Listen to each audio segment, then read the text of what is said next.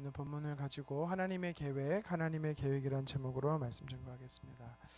우리의 일상생활에서 상식적으로 절대 따라잡을 수 없는, 추월할 수 없는 것들이 있습니다. 일단 시간이 그렇고요. 또 우리 나이가 그렇습니다. 나보다 나이가 많은 사람은 절대 그 나이를 따라잡을 수가 없습니다. 또 반대로 나보다 어린 사람에게 절대 따라잡히지도 않는 것이지요. 똑같이 같은 시간을 움직이기 때문이지요. 또 앞으로 달리는 사람을요, 뒤로 달리는 사람이 절대 따라잡을 수가 없습니다. 왜입니까? 전혀 다른 방향으로 가기 때문에 좁혀지는 것이 아니라 더욱 벌어지는 것입니다. 오늘 본문에서도 보면 절대 따라잡을 수 없는 것이 있습니다. 그것이 뭐냐면 사람의 계획이 하나님의 계획을 절대 따라잡을 수 없다라는 겁니다. 하나님의 계획은 미리 앞서 나가고 있으시기 때문이지요. 열왕기하 6장에 보면 아람의 왕이 신복들과 의논해서 이스라엘을 침략할 계획을 세웁니다.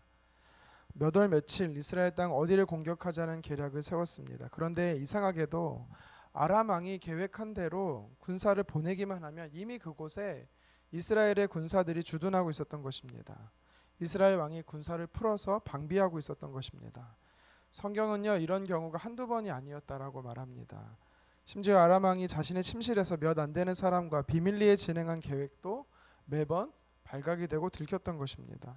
이미 이스라엘의 군사가 어김없이 그 현장에 있었습니다.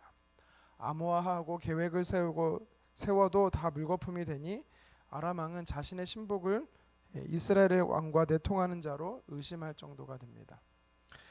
아람의 군사 중에 이스라엘의 첩보원이 있었던 것이 아니라 이스라엘의 선지자 중에 이 엘리사 선지자가 매번 이스라엘 왕에게 아람 군사가 언제 쳐들어올지 그리고 어디를 방비해야 되는지 미리 사전 고지를 해주었기 때문이지요. 그래서 이스라엘 왕은요, 아람의 군사를 막을 수가 있었던 것입니다. 엘리사는 아람 왕의 침략이라는 계획을 어떻게 이미 알고 있었습니까? 하나님께서 엘리사에게, 선지자에게 가르쳐 주었기 때문이죠. 사람이 아무리 계획해도 그 걸음을 하나님이 인도하셔야만 하는 것입니다. 사람의 지혜가 아무리 뛰어나도 하나님의 어리석음에 미치지 못한다라고 성경은 말씀합니다. 하나님께서는 이미 아시고 미리 피하고 대비할 수 있는 방법을 말씀해 주시니 아람 왕이 절대 따라잡을 수 없는 구조인 것입니다.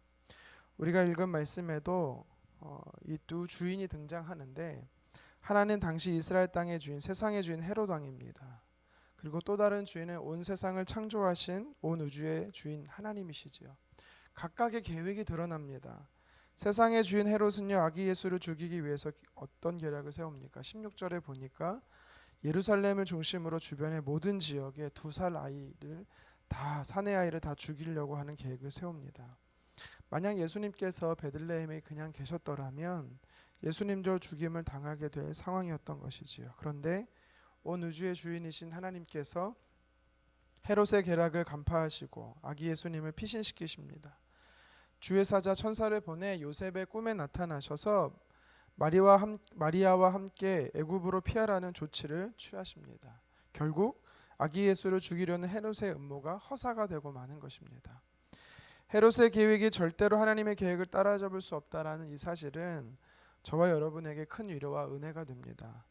사단은 헤롯 왕처럼 하나님의 자녀들을 넘어뜨리기 위해서 온갖 이 방법을 가지고 우리를 우겨쌈을 행하지요. 그리고 곳곳에 지뢰를 설치해서 우리가 영적으로 넘어지고 쓰러지게 만듭니다. 하지만 하나님의 계획은 이 사단의 계획을 다 간파하시기 때문에 우리가 어디로 가면 안 되고 또 언제 움직여야 하는지 것까지도 가르쳐 주시는 분이 바로 하나님이신 것입니다. 시편 37편 23절은 말합니다. 여호와께서 사람의 걸음을 정하시고 그의 길을 기뻐하시나이다. 아멘. 우리가 하나님의 말씀에 순종하여 인도함을 받기만 하면 결코 사단에게 붙잡히거나 사단의 악한 계략에 넘어지지 않는다라는 것이지요. 하나님께서 이스라엘 백성들을 출애굽시키시고 열흘이면 갈 수 있는 가장 빠른 길 블레셋 길로 인도하시지 않고 무려 6배나 먼 홍해를 건너 광야길로 이스라엘 백성들을 인도하십니다. 그 이유가 무엇입니까? 이스라엘 백성들은요, 전쟁을 해본 적이 없기 때문에 철기 문화를 가졌던 블레셋을 만나면 이 애굽으로 도망가려고 하는, 옛 습관으로 도망가려고 하는 그들의 약점을 주님께서는 너무나 잘 알고 계시는 것이지요. 이스라엘 백성들의 연약함을 간파하신 하나님께서는요, 이스라엘 백성들에게 가장 안전한 길로 인도하셨던 것입니다. 또 이스라엘 백성들이 광야 40년을 살면서 하나님께서 언제 움직여야 하는지 또 언제 멈춰야 하는지 하나님은 다 아시면서 하나님 타이밍에 이스라엘 백성들을 이끌어 가시는 것이지요. 출애굽한 이스라엘 백성들을 블레셋 공격으로 피해 인도하시는 이 하나님께서 또 오늘 본문에 이 아기 예수님을 헤롯의 공격에서 피신시키신 하나님, 이 하나님이 저와 여러분 삶 안에서 늘 위험하고 또 위험한 상황 가운데 고난하고 환난과 핍박의 순간에서도 피할 길을 열어주시는 분이심을 믿으시기를 바랍니다. 헤롯 왕은 자기 왕위를 지키기 위해서 메시아만 제거할 수 있다면 어떤 끔찍한 일도 서슴지 않는 자였습니다. 이처럼 사단은요, 오늘날 주의 몸된 교회 공동체뿐만 아니라 가정을 무너뜨리기 위해서 어떤 일도 마다하지 않고 하는 존재가 바로 사탄인 것입니다. 그러나 이러한 사탄의 잔인함과 흉악함을 분명하게 이미 간파하시고 깨닫는 분이 계십니다. 바로 하나님이신 것이지요. 하나님의 그 계획 가운데 그 계획 안에서 저와 여러분들이 믿음의 경주로 힘차게 달려가기를 다시 한번 주님의 이름 축원합니다. 계속해서 오늘 말씀에 보면 반복되는 말이 등장합니다. 15절 중반절에 보니까 말씀하신 바라는 말이 나오죠. 주께서 선지자를 통하여 말씀하신 바. 17절에도 보면 이에 선지자 예레미야를 통하여 말씀하신 바. 또 23절 중반절에 보니까 선지자로 하신 말씀에, 이 마태복음의 저자인 마태는 계속해서 무엇을 언급하고 있냐면 구약의 선지자를 통해서 하나님께서 미리 말씀하신 것이 신약에 와서 예수님을 통해서 그리고 마태복음을 통해서 그것이 구현되고 있다라고 성경은 이야기하고 있습니다. 하나님께서 계획을 세우시고 그것을 진행해 가시면서 오랫동안 치밀하게 준비해 오셨다라는 것을 우리에게 가르치고 있는 것이지요. 오늘날에도 하나님은 주도 면밀한 계획 가운데 하나님 뜻 안에서 우리를 인도해 주시는 분이십니다.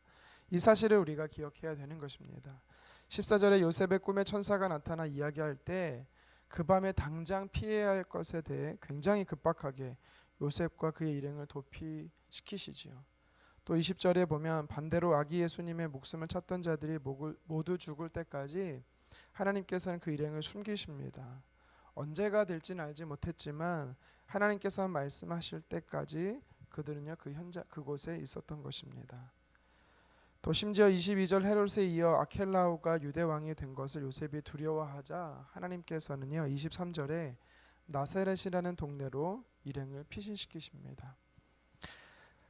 한 사람의 감정에서부터 또 그가 처한 환경과 때로는 기한을 알 수 없는 막연한 기다림 속에서 모든 상황을 이해하시고 배려하시는 이 하나님께서는 결국 하나님의 뜻하시는 바 그 계획 안에서 우리를 신실하게 인도하고 계시는 분임을 우리는 말씀을 통해 깨닫게 됩니다.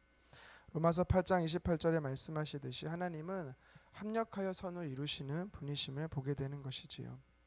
오늘 말씀에 보면 예수님을 포함한 요셉의 가정이 예루살렘에서 애굽으로 피했다가 다시 애굽에서 나사렛으로 이동하는 장면이 이 하나님의 계획 속에 또 약속의 말씀 속에 진행되어 가고 있는 것을 보게 되지요. 그 가운데 그 이면에는 이 사람, 다시 말해 요셉을 비롯한 일행의 즉각적인 순종을 보게 됩니다. 14절에 밤에 일어나 이동을 하고 또 21절 상반절에 보면 그들이 애굽에서 그들이 이제 요셉 일행이 일어나 이스라엘 땅으로 들어가는데 이처럼 하나님의 말씀을 따라 하나님의 말씀이 떨어졌을 때 즉각적인 순종을 하는 요셉과 그의 일행을 볼 수 있다라는 거지요. 그런데요, 이 순종이 과연 쉬울까라는 생각을 해보게 됩니다. 쉽지 않은 선택이었습니다. 한번 생각해 보면 출산한 지 얼마 되지 않은 이 여성이 조리를 제대로 하지 않고 먼 길을 걸어서 갑작스럽게 이동해야 된다라는 것. 아는 사람 없는 애굽 땅에 얼마나 있어야 할지 모르면서 또 이사를 가야 한다라는 것. 힘든 결정이지요. 이제 막 애굽에 좀 정착하고 살아보려고 했더니 또 천사가 나타나서 애굽을 떠나 이스라엘 땅으로 가라라고 명합니다. 요셉의 일행은 또 지도에조차 이름에 실리지 않는 아주 작은 도시, 무명의 도시 나사렛이라는 곳에 가서 살아야 하는 힘든 결정을 내리는 것을 보게 됩니다.